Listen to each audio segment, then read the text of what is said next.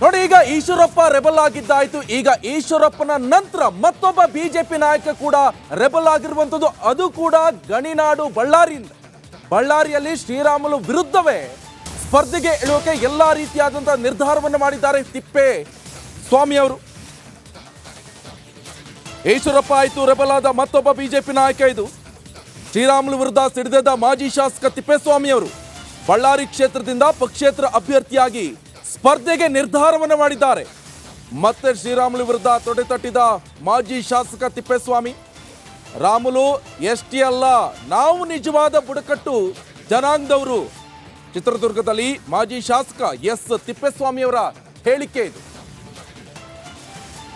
Ballari ST reservation ಆಗಿರೋದ್ರಿಂದ ನಾನು ಕೇಳಿದ್ದೆ, ನಾನು ಯಡಿಯೂರಪ್ಪರನ್ನ ಮತ್ತು ರಾಜ್ಯಾಧ್ಯಕ್ಷರನ್ನ ಮತ್ತು ಬಿ ಜೆ ಪಿ ಯಾರು ಇದ್ದಾರೆ ಅವ್ರನ್ನೆಲ್ಲ ಕೇಳಿದ್ದೆ.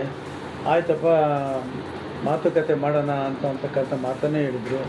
ಆಮೇಲೆ ರಾಮುಲು ಅವರಿಗೆ ನಾನು ಡೈರೆಕ್ಟ್ ಕೇಳಿದೆ, ಏನಪ್ಪ ನನಗೆ ಅವಕಾಶ ಮಾಡಿಕೊಡ್ಬೇಕು ಅಂತ ಕೇಳಿದೆ ನಾನು. ಆಯ್ತಣ್ಣ, ಮತ್ತು ಹೋಗಿ ಯಡಿಯೂರಪ್ಪನ ಹತ್ರ ಮಾತಾಡ್ದನಂದರು. ಸುಮ್ಮನೆ ಹೇಳಿದರೆ ವಿನ ಬಂದು ಅವರು ಚರ್ಚೆ ಮಾಡಲಿಲ್ಲ. ಆದ್ದರಿಂದ ನಾನು ಬಳ್ಳಾರಿ ಜಿಲ್ಲೆಯಲ್ಲಿ ಕೂಡ್ಲಿಗಿ ಇರ್ಬೋದು, ಸೊಂಡೂರು ಇರ್ಬೋದು, ಕಮಲಾಪುರ ಇರ್ಬೋದು, ಹೊಸಪೇಟೆ ಇರ್ಬೋದು, ಹಗರಿಬೊಮ್ಮನಹಳ್ಳಿ ಇರ್ಬೋದು, ಬಳ್ಳಾರಿ ಇರ್ಬೋದು, ಎಲ್ಲ ಕಡೆನೂ ನಮ್ಮ ಸ್ನೇಹಿತರಿದ್ದಾರೆ, ನನ್ನ ಬಂಧು ಬಳಗ ಇದ್ದಾರೆ. ಅದರಲ್ಲಿ ನಾವು ಟ್ರೈಬಲ್ಸ್ ಮ್ಯಾಸ್ ನಾಯಕರು. ಟ್ರೈಬಲ್ಸಿಂದ ನಮ್ಮ ಮ್ಯಾಸ್ ನಾಯಕರಿಂದನೇ ಎಸ್ ಟಿ ಬಂದಿರೋದು.